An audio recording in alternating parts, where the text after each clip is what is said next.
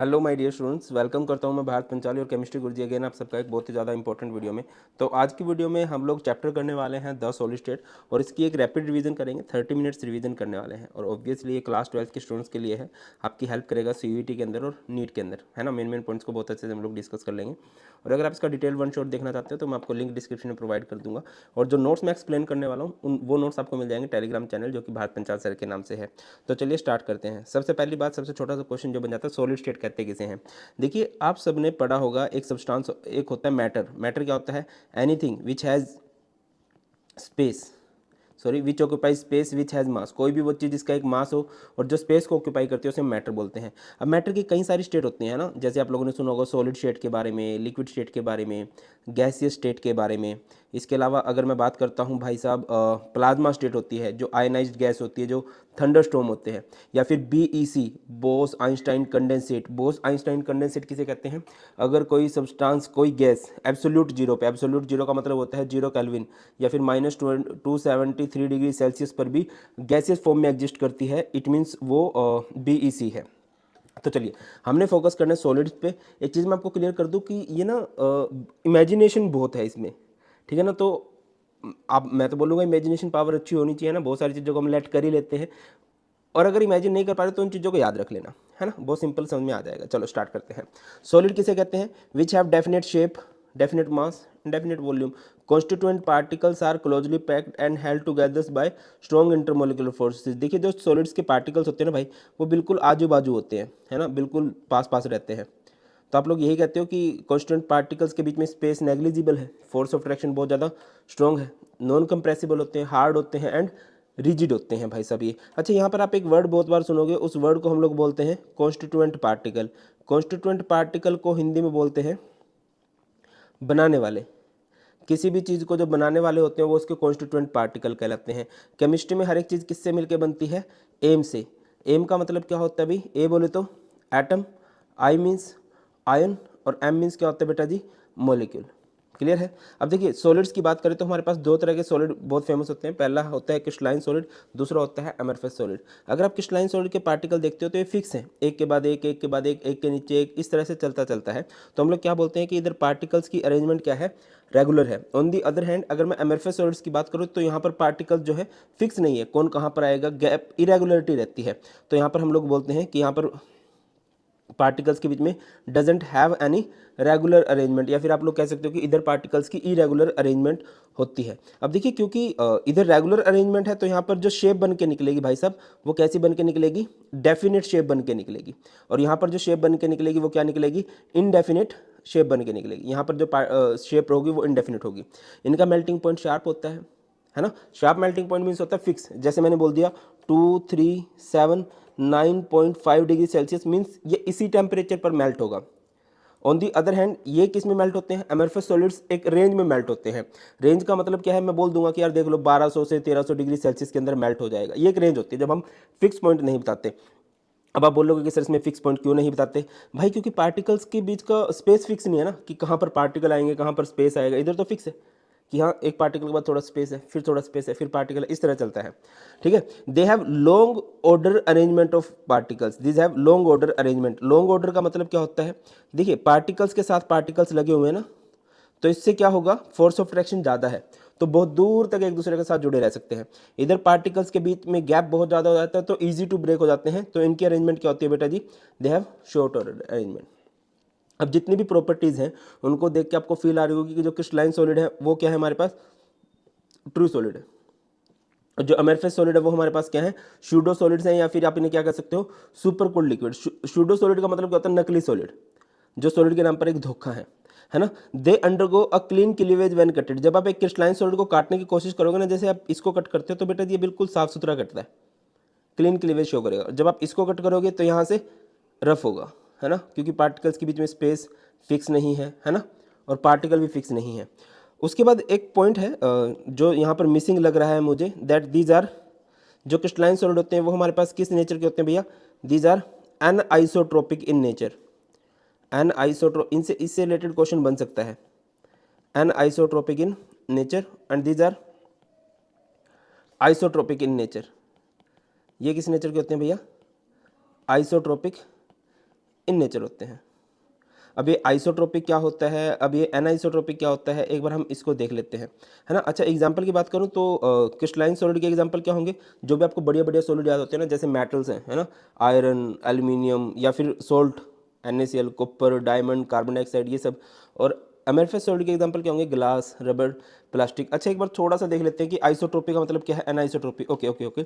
एक और बात बेटा जी, अगर कोई बच्चा थोड़ा सीरियस वे में स्टडी करना चाहता है तो आपके लिए एक CUET केमिस्ट्री का क्रैश कोर्स है, लिंक डिस्क्रिप्शन में मिल जाएगा। उसकी कॉस्ट 600 है ना, और टिल एग्जाम आप उसको एक्सेस कर पाओगे, और कम हो जाएगी BP लाइव कोड जब यूज़ करते हो। अभी आई थिंक उसकी कॉस्ट जो 479 होगी, but time to time vary करता है, आप लोग देख सकते हो। पूरा CUET का सिलेबस होगा, मेंटरशिप मिलेगी, colourful notes, important MCQ previous year question होने वाले हैं, और साइंस वाले स्टूडेंट्स के लिए भी है, या फिर अगर लैंग्वेज के साथ जनरल टेस्ट के साथ कोई कॉम्बो लेना चाहते हैं तो वो भी आपको मिल जाएगा, डिस्क्रिप्शन में चेक कर लेना, BP लाइव कोड लगा के डिस्काउंट पा सकते हो।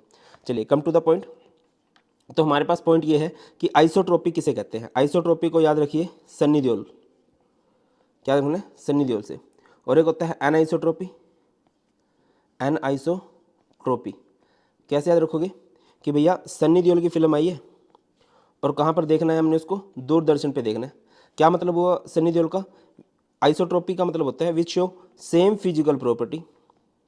आइसो वर्ड केमिस्ट्री का बड़ा फेमस वर्ड है, और आइसो वर्ड जब भी आता है हम लोग क्या समझते हैं, आइसो का मतलब होता है same, which show same physical property in different direction. अगर कोई अलग अलग डायरेक्शन में फिजिकल प्रॉपर्टी सेम शो करता है तो उसे हम लोग क्या बोलते हैं, आइसोट्रोपिकल सब्सटेंस। और DD का मतलब क्या होता है, different physical property, different physical properties, different physical properties in different direction. अगर कोई डिफरेंट फिजिकल प्रॉपर्टी शो करता है डिफरेंट डायरेक्शन के अंदर तो उसे हम लोग क्या बोलते हैं कि यह सब्सटेंस हमारे पास एनाइसोट्रोपिकल है।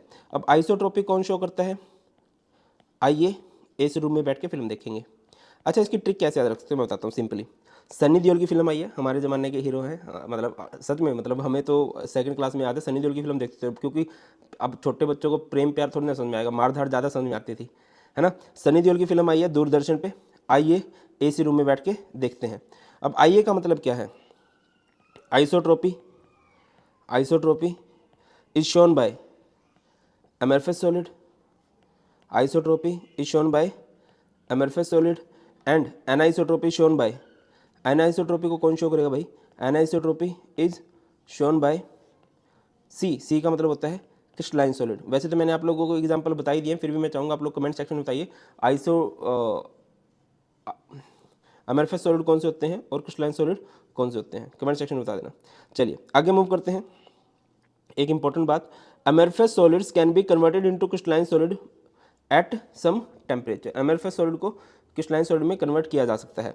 अच्छा बेटा जी, यहाँ से मुझे बहुत लगता है कि एक क्वेश्चन आएगा यहाँ से, टाइप्स ऑफ क्रिस्टलाइन सॉलिड से, है ना। टाइप्स ऑफ क्रिस्टलाइन सॉलिड को याद रखने की ट्रिक क्या है, IMCM। IMCM, आई मीन्स होता है आयनिक सॉलिड, M मीन्स होता है मोलिकुलर सॉलिड, C मीन्स होता है covalent solid, and then M means होता है metallic solid. Ionic solid, metallic solid, covalent solid, molecular solid. Covalent solid का दूसरा नाम क्या होता है, नेटवर्क सॉलिड होता है। और देखिए जब आप CUT के लिए जा रहे हो तो या फिर नीट के लिए जा रहे हो तो मैं पर्सनली रिकमेंड करूंगा कि NCERT को बहुत अच्छे से पढ़ के जाना, और NCERT में जो टेबल्स दे रखे हैं, जो एग्जाम्पल दे रखे हैं, उनका बहुत अच्छे से देखोगे, उससे बाहर नहीं बनेगी बातें, ठीक है ना। तो चलिए, आयनिक सॉलिड किससे मिलकर बनते हैं, सबसे पहली बात constant particle. Ionic solid obviously ion से मिलकर बनेंगे, कटायन से, अनायन से। Metallic solid, metallic solids are good conductor of electricity. देखिए मेटालिक सॉलिड में क्या होता है कि बहुत सारे ना इलेक्ट्रॉन्स होते हैं, बहुत सारे इलेक्ट्रॉन्स होते हैं, और जब उनमें से एक आध इलेक्ट्रॉन बाहर निकल जाता है ना तो वहाँ पर पॉजिटिव होल क्रिएट हो जाता है, और उन पॉजिटिव होल को हम कर्नल बोलते हैं। तो हम लोग क्या लिख सकते हैं, positive ion in the sea of delocalised electrons. Covalent solid किससे मिलकर बनते हैं, एटम से, और मोलिकुलर सॉलिड किससे मिलकर बनते हैं भाई, मॉलिक्यूल से। इसके बाद आते हैं इनकी बाइंडिंग फोर्सेज। आयनिक सॉलिड को ऑब्वियसली आयनिक बॉन्ड होगा या इलेक्ट्रोस्टैटिक फोर्स होगी, मेटालिक सॉलिड में मेटालिक बॉन्ड होगा, और कोवलेंट सॉलिड में कोवलेंट बॉन्ड होगा। मॉलिकुलर सॉलिड में मॉलिकुलर बॉन्ड होता है, बट मॉलिकुलर बॉन्ड जैसा कोई बॉन्ड नहीं होता, उन्हें इंटरमॉलिकुलर फोर्सेज बोलते हैं। वो अलग अलग तरह के मॉलिक्यूल्स में अलग अलग होते हैं। जैसे अगर हमारे पास नॉन पोलर मॉलिक्यूल्स है तो वहाँ पर आपको डिस्पर्सन या फिर लंडन फोर्सेज मिलेंगी। अगर पोलर मॉलिक्यूल है, पोलर समझते हैं ना जिसपे हल्का फुल्का चार्ज आ जाता है, जैसे कि HCl है, H पे हल्का सा पॉजिटिव आ जाएगा, Cl पे हल्का सा नेगेटिव, ये होता है पोलर। पोलर के अंदर डाइपोल डाइपोल इंट्रैक्शन, और हाइड्रोजन बॉन्डेड भी होते हैं। ये कुछ एग्जाम्पल है बेटा मॉलिकुलर सॉलिड के, argon, carbon tetrachloride, H2, I2, CO2, HCl, SO2, H2O। Ionic solid में मेटल नॉन मेटल होता है जैसे NaCl, MgO, ZnS, CF2। Metallic solid में metal, iron, copper, silver. Covalent solid बहुत हार्ड होते हैं, बहुत हार्ड होते हैं। और इसका बढ़िया एग्जांपल रहेगा diamond, aluminium nitride, SiO2, quartz या फिर सिलिकॉन कार्बाइड, ये भी बहुत हार्ड होता है। ठीक है, अगर मैं कंडक्टिविटी की बात करूं तो जो मोलिकुलर सॉलिड होते हैं वो हमेशा इंसुलेटर होते हैं।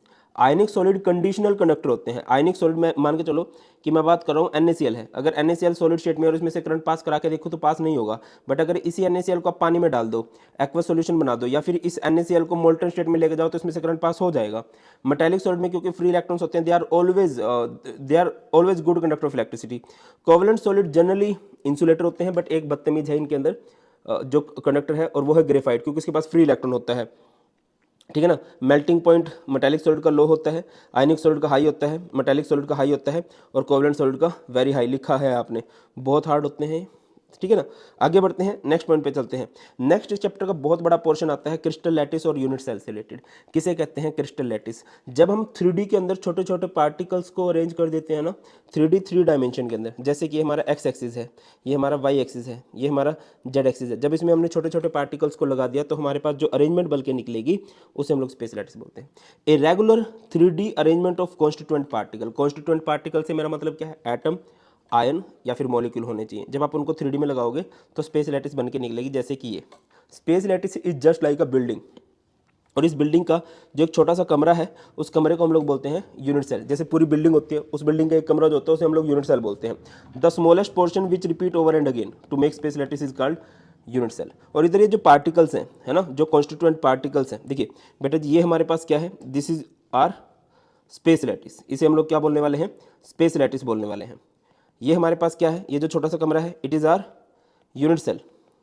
और जिन पार्टिकल से बना है, इनको हम लोग बोलते हैं लैटिस पॉइंट, है ना, लैटिस पॉइंट। आगे मूव करते हैं तो जो यूनिट सेल होते हैं दो तरह के होते हैं, एक होता है परमेटिव यूनिट सेल, एक होता है non primitive unit cell. Primitive unit cell क्या होता है? जिसमें पार्टिकल सिर्फ और सिर्फ आपको कॉर्नर्स पे देखने को मिलेंगे।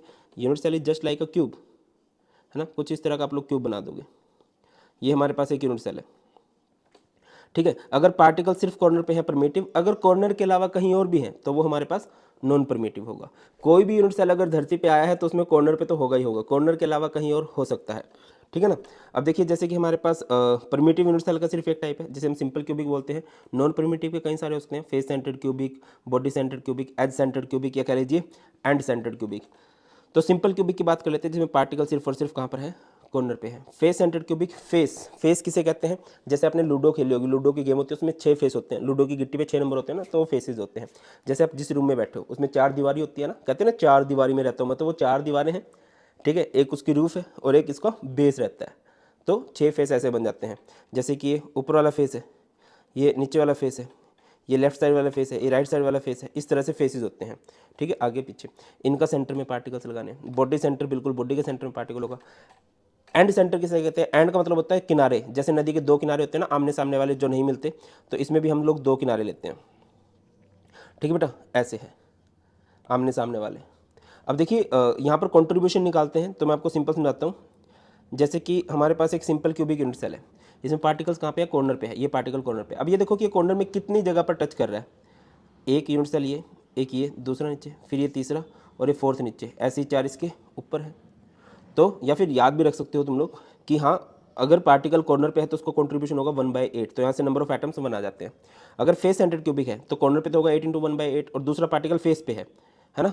फेस वाले का क्या सीन रहेगा भाई? जैसे कि ये मान लो ये फेस पे है, तो ये 2 रूम में टच करेगा, है ना, तो फेस वाले को हम लोग किससे मल्टीप्लाई करते हैं? 1/2 से, तो 4 आ गया। बॉडी सेंटर में 8 × 1/8 तो आएगा ही, क्योंकि पार्टिकल कॉर्नर्स पे है। इसके बाद कहाँ पर है? बॉडी के सेंटर में है। जैसे बेटा जी, ये बॉडी का सेंटर है और ये ना कहीं भी और टच नहीं कर रहा है, ये सिर्फ इसी रूम में टच कर रहा है, तो 1 × 1/1 दैट इज 2। और एंड सेंटर का क्या रहता है? 8 × 1/8 तो आएगा ही, और पार्टिकल कहाँ पर है? इधर है। अब ये कितने रूम्स में टच हो सकता है? देखो ना, आपका एक तो ऊपर की छत है और एक नीचे वाला बेस है, तो इसके आर पार आपने फुटबॉल कर दी, मान लो लेंटर के आर पार एक फुटबॉल कर दो बिल्कुल बीचों बीच, तो कितनी जगह टच करेगी? एक तो इस रूम में और एक इससे ऊपर में। कंट्रीब्यूशन का मतलब यही होता है। इसके बाद parameters of unit cell. Unit cell को किस तरह से मापा जा सकता है? भैया देखो, यूनिट सेल कैसे बनता है? स्पेस लैटिस का ही छोटा सा पोर्शन होता है ना, तो ऐसे रहता है। आपने एक्स एक्सिस पे बनाया, वाई एक्सिस पे, ये एक्स एक्सिस है, ये वाई एक्सिस है, ये जेड एक्सिस है, तो यहाँ पे आपने एक यूनिट सेल बना लिया। ठीक है ना।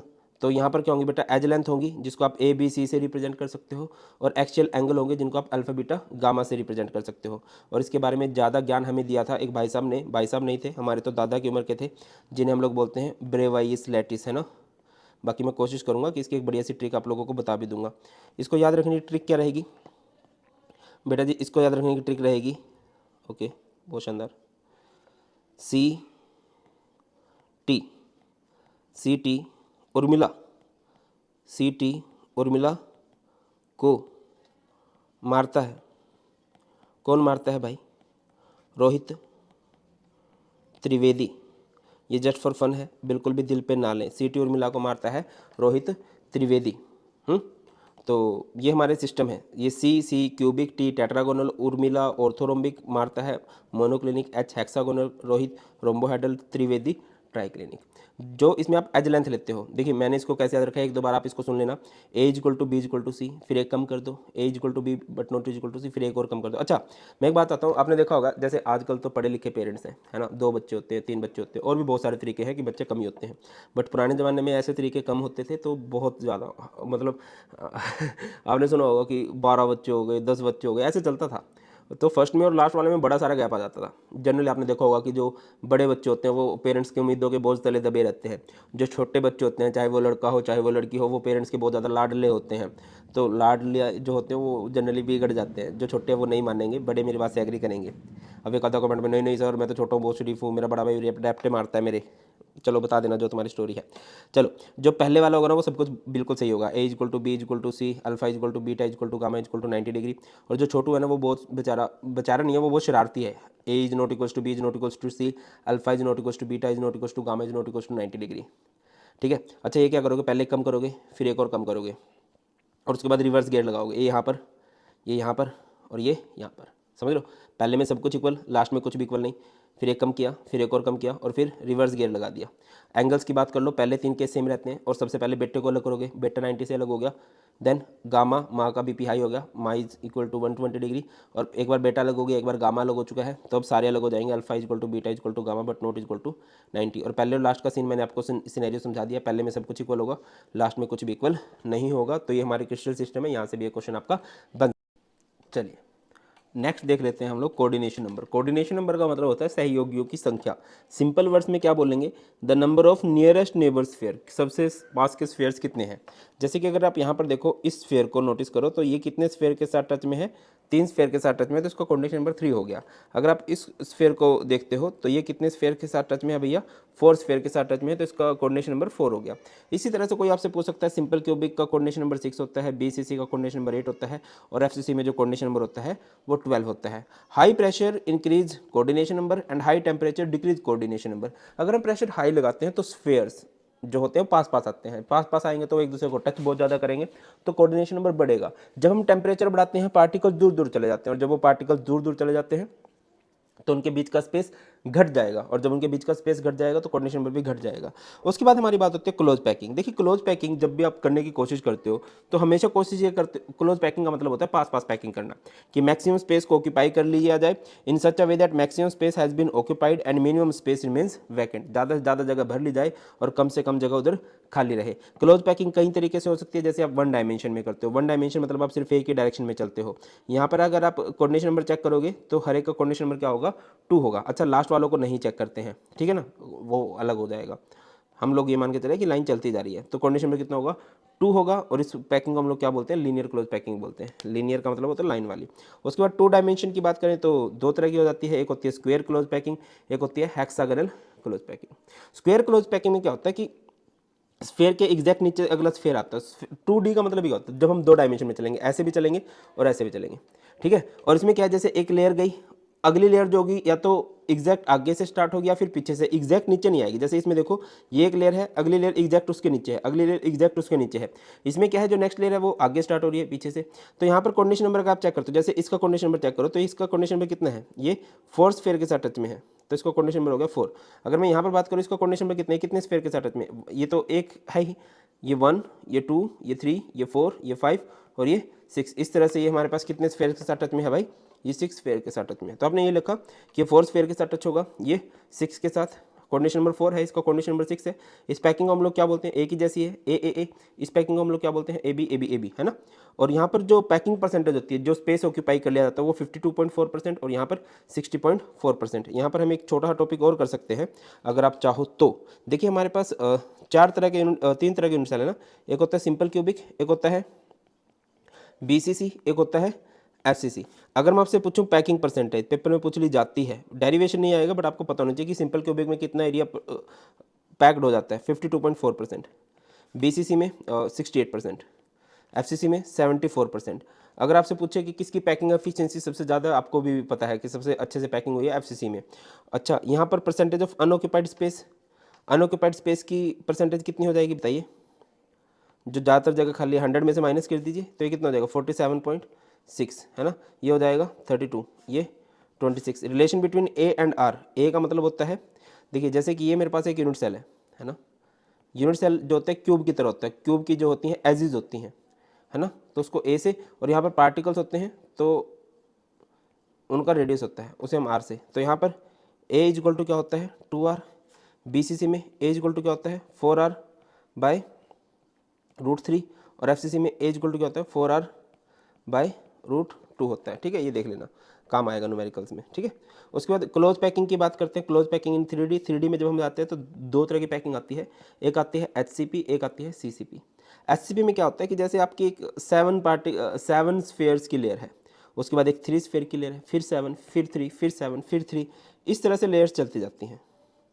इसमें क्या होता है, क्यूबिक क्लोज पैकिंग में क्या होता है, जैसे कि एक 7 स्फेयर है, देखिए जैसे ये 7 स्फेयर है, ये 7 स्फेयर है, 2 3 4 5 6 7, जो नेक्स्ट होगा, नेक्स्ट लेयर ऐसे, फिर उल्टा 3, फिर 7,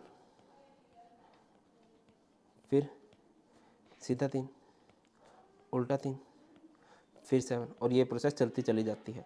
तो यहाँ पर अगर मैं देखूँ, फर्स्ट लेयर मिलती जुलती है थर्ड से, फर्स्ट लेयर वर्टिकली अलाइंड है थर्ड के, और सेकंड लेयर वर्टिकली अलाइंड होती है फोर्थ पे। मतलब पार्टिकल्स की जो सेटिंग बैठेगी, इसकी फर्स्ट लेयर की थर्ड के साथ बैठेगी, और सेकंड लेयर की किसके साथ बैठेगी, फोर्थ। और यहाँ पर फर्स्ट लेयर फोर्थ के साथ मैच करेगी, सेकंड लेयर फिफ्थ के साथ, थर्ड लेयर सिक्स के साथ, ऐसे। यहाँ पर इस पैकिंग को बोला जाता है A B type packing, A B, और इस पैकिंग को बोला जाता है ABC टाइप पैकिंग। इनका कोऑर्डिनेशन नंबर दोनों का 12 आता है ना, और पैकिंग परसेंटेज भी दोनों की सेम आती है। देख लीजिए, पैकिंग एफिशिएंसी 74 होती है, 74 होती है, कोऑर्डिनेशन नंबर इसका 12, इसका 12 होता है। एग्जाम्पल कैसे याद रखोगे, जानू मांगे मोर, जानू मांगे मोर, और जानू क्या मांग रही है, मोर, गोल्ड, सिल्वर एंड प्लैटिनम। जानू बहुत खर्चा करवा रही है, जानू मांगे मोर, गोल्ड, सिल्वर एंड प्लैटिनम, ऐसे याद किया जा सकता है। इसके बाद आता है वॉइड। देखिए आप स्फेयर्स को कितने भी अच्छे से पैक कर लो, उनके बीच में कुछ ना कुछ जगह खाली बची जाती है। आप किसी भी स्फेयर को अच्छे से पैक कर लोगे, स्टिल उसके बीच में कुछ ना कुछ जगह खाली बचेगी, उस खाली जगह को हम लोग क्या बोलते हैं, वॉइड बोलते हैं। एम्प्टी और vacant space remains between spheres after the packing of the sphere, है ना। अब जैसे कि यहाँ पे हमारे पास ट्राइगोनल वॉइड है, ट्राइगोनल वॉइड क्या, तो वो वॉइड जो 3 स्फेयर के बीच में खाली जगह बचती है। टेट्राहेड्रल वॉइड में क्या होगा, 3 स्फेयर होंगे, 4th स्फेयर उसके ऊपर रखा जाएगा। ऑक्टाहेड्रल में क्या होगा, ऑक्टाहेड्रल 6 स्फेयर से बनता है ना। क्या होगा, 3 नीचे की तरफ होंगे और 3 उसके ऊपर की तरफ होंगे। अच्छा, अगर आपसे कहीं पे पूछ लिया जाता है कि बताओ यार यहाँ पर कितने वॉइड्स हैं, कितने वॉइड है, अगर आपसे कोई पूछता है कि बताता है कि नंबर ऑफ पार्टिकल्स n है, तो वहाँ पर ऑक्टाहेड्रल वॉइड n होंगे, टेट्राहेड्रल वॉइड 2n होंगे। जितने ऑक्टाहेड्रल वॉइड होते हैं उसके डबल टेट्राहेड्रल वॉइड होते हैं। नेक्स्ट चलते हैं। अच्छा, ये हो चुका है आई थिंक हमारा, है ना। उसके बाद है डेंसिटी। डेंसिटी क्या होता है, mass by volume, mass of unit cell by volume of unit cell. और प्रॉपर फॉर्मूला क्या होगा डेंसिटी का, Z into M by NA into a cube. जानू मांगे नया एंड्रॉयड का मोबाइल, जानू मांगे नया एंड्रॉयड का मोबाइल। चलो याद रख लेना, Z into M by NA into a cube, where Z means होता है number of atoms. Number of atom आपको पता होगा, सिंपल क्यूबिक में नंबर ऑफ एटम्स 1 आए थे, बीसीसी में नंबर ऑफ एटम्स 2 आए थे, एफसीसी में नंबर ऑफ एटम्स 4 आए थे। इसको याद रख सकते हो 1 2 का 4 करके। एम का मतलब होता है atomic mass, molar mass given होगा। एन ए का मतलब होता है एवोगाड्रो नंबर, जो कि गिवन होता है 6.022 × 10⁻²3। इधर उधर कैलकुलेट करना आ सकता है। ए का मतलब होता है एज लेंथ। अच्छा, एक और मैं बात बता दूं कि मैं कोशिश करूंगा कि तुम्हें सॉलिड स्टेट के DPP टेलीग्राम ग्रुप पे प्रोवाइड करवा दूं, सो दैट कि तुम्हारी ना थोड़ी सी प्रैक्टिस हो जाए। फ्री ऑफ कॉस्ट होगी ऑब्वियसली। आप लोग उसको देख उसको करके ना अपना लेवल चेक कर सकते हो। अच्छा, पिकोमीटर को मीटर में कैसे कन्वर्ट करते हैं? 10⁻12 मीटर करके, या 10⁻10 सेंटीमीटर। नैनोमीटर को 10⁻9 मीटर होता है, या फिर -7 सेंटीमीटर। आर्मस्ट्रॉन्ग को 10⁻10 मीटर, या फिर 10⁻8 सेंटीमीटर। क्लियर है? उसके बाद बेटा जी होते हैं स्ट्रक्चर ऑफ आयनिक क्रिस्टल। इसको मैं बोलूँगा थोड़ा सा टाइम लगा लेना, पढ़ लेना। देखो थोड़ा सा अजीब सा अजीब सा भी नहीं है, समझने वाला टॉपिक है। बोलोगे तो मैं इस पर डिटेल वीडियो भी बना दूंगा। इसको याद रख लेना, मुझे बहुत लगता है कि ये क्वेश्चन पूछा जा सकता है, और याद रखिए एक सही क्वेश्चन 5 नंबर देके जाएगा। तो दो तरह के क्रिस्टल स्ट्रक्चर हो सकते हैं, AB टाइप, AB2 या 2B टाइप। जैसे कि ये सारे AB टाइप हैं, जिसमें एक कटायन है, एक अनायन है ना।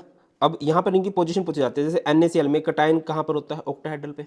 Cl नेगेटिव कहाँ पर होता है? FCC सेल में। और कोऑर्डिनेशन नंबर कितना होता है? 6:6। कटायन टू द अनायन का रेशियो 6:6 होता है ना। जो कटायन होता है वो 6 साइड से गिरा होगा, अनायन भी 6 साइड से गिरा होगा। CsCl की बात करूँ तो CS यहाँ पर बॉडी सेंटर पे होता है, और Cl यहाँ पर सिंपल क्यूबिक। बॉडी सेंटर का आपको पता है क्या होगा? 8:8। अच्छा, जिसमें 1:1 है मेटल का, एक कटायन है एक अनायन है, तो वहाँ पर कोऑर्डिनेशन नंबर सेम है, ठीक है ना। उसके बाद अगर मैं इसकी बात करता हूँ, CaF2Na2O है ना। अब जैसे Ca है, Ca एक है तो उसका कोऑर्डिनेशन नंबर 8 होगा, और इसके इक्वल होने के लिए इस 4 का डबल हो जाएगा ना।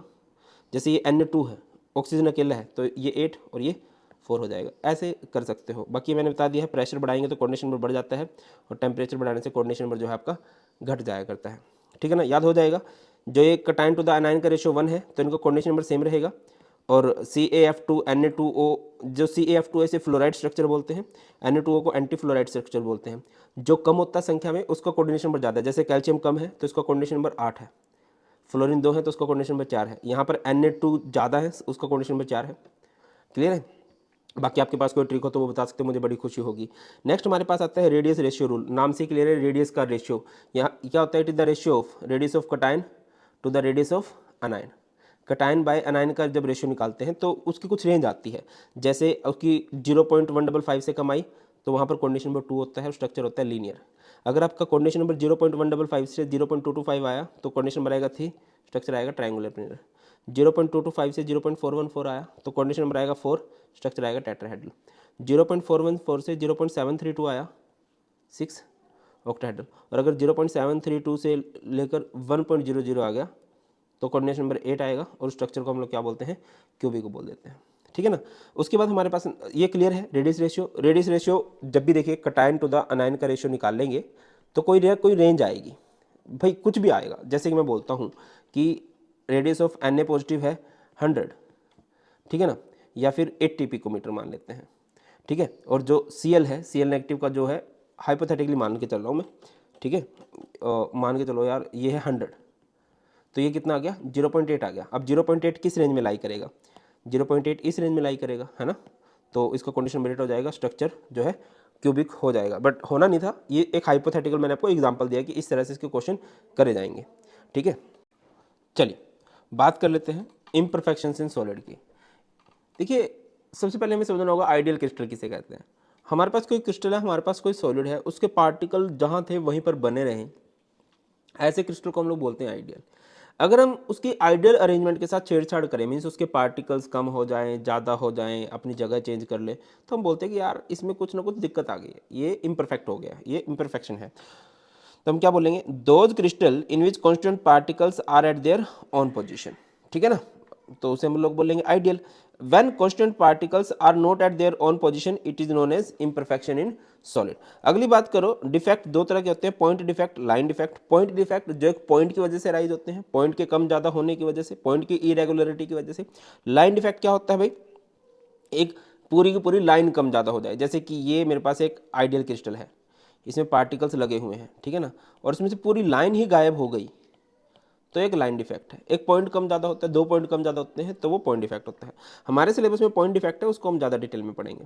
पॉइंट डिफेक्ट क्या होता है? द इरेगुलरिटीज और deviation from ideal arrangement around a point और एन एटम। जब एक पॉइंट कम ज़्यादा होता है, 2-3 तरह के डिफेक्ट होते हैं, stoichiometric, impurity, non stoichiometric. Stoichiometric क्या होता है? कि जिसमें कटायन टू द अनायन का रेशियो डिस्टर्ब ना हो। These are the point defect that do not disturb the stoichiometry of the solid, ठीक है ना।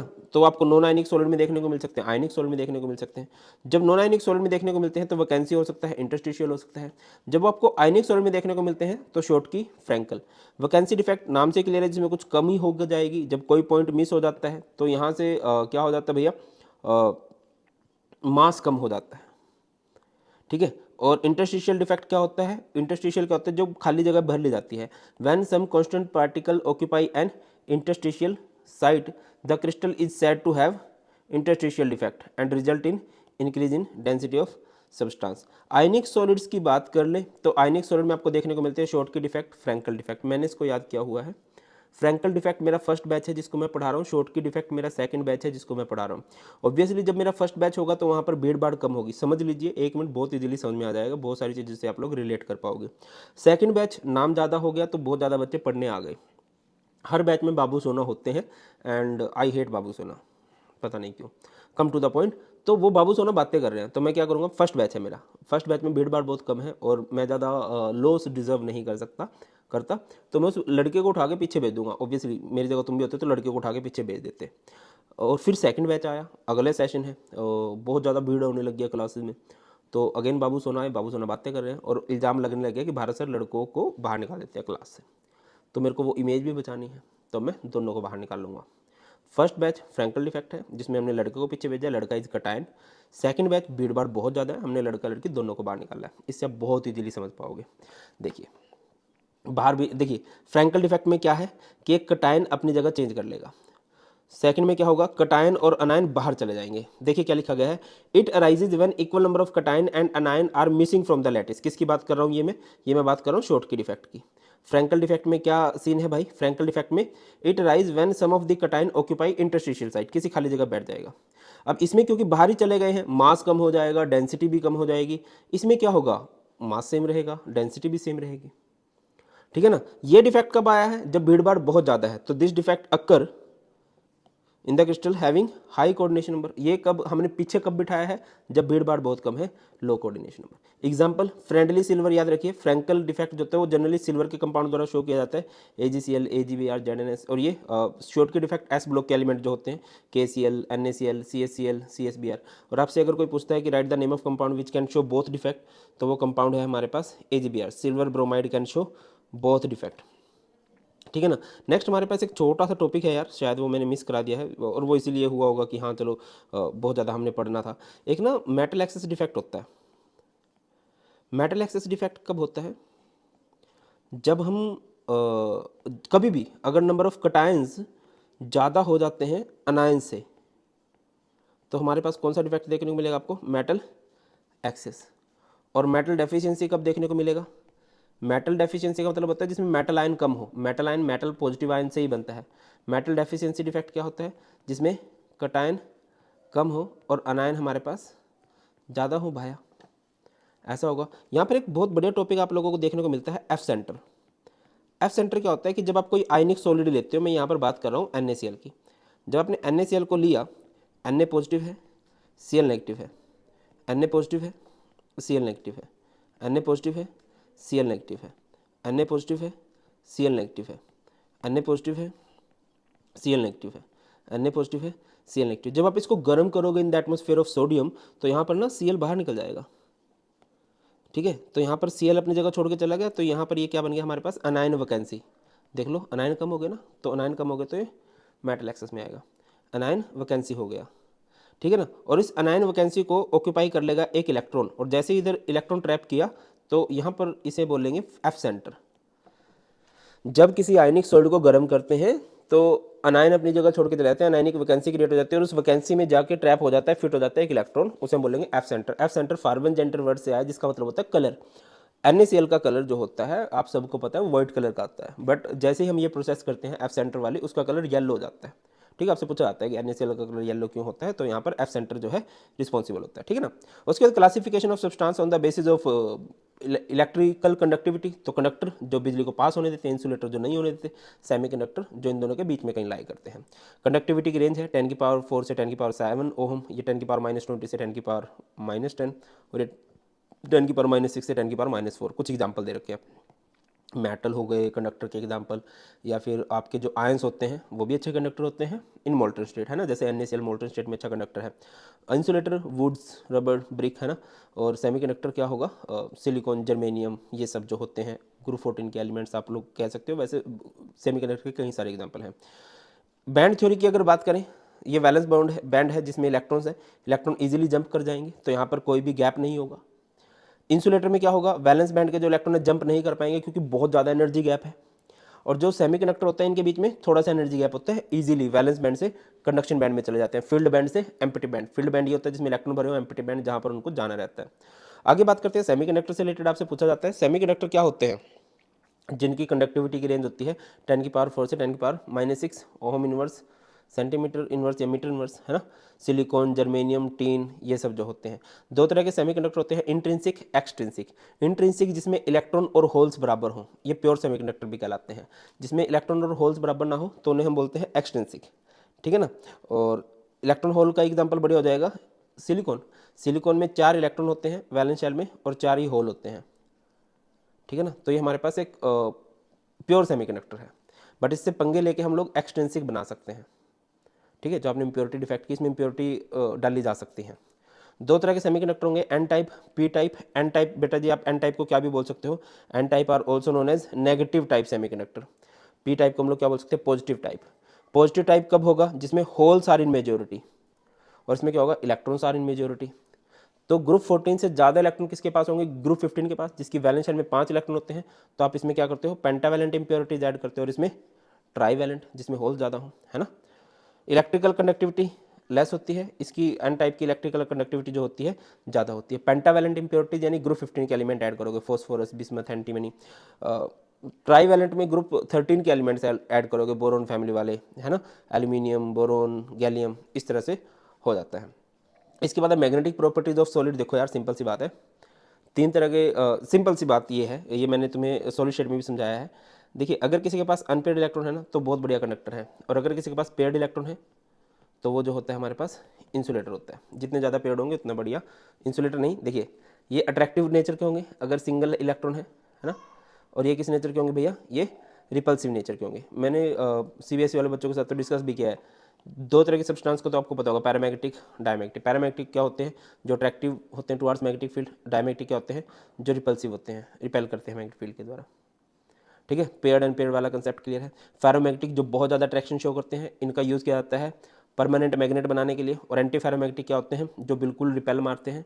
एंड फेरोमैग्नेटिक इनके बीच में लाई करते हैं, फेरो और एंटी फेरो के बीच में। फेरोमैग्नेटिक जो स्ट्रॉन्गली अट्रैक्टिव होते हैं, एंटी फेरोमैग्नेटिक जो स्ट्रॉन्गली रिपल्सिव होते हैं, और फेरोमैग्नेटिक कौन से होंगे, जो इनके बीच में होंगे, मतलब थोड़ा बहुत अट्रैक्शन ये शो करते हैं, ठीक है। कुछ एग्जांपल दे रखे हैं भाई फेरोमैग्नेटिक के, आयरन, कोबाल्ट, निकल, CrO2, है ना, ये एग्जांपल याद रख लेना।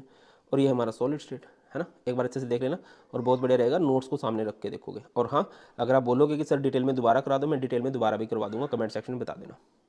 That's all in this video, ख्याल रखिए, God bless you all, please take care, Jai Hind.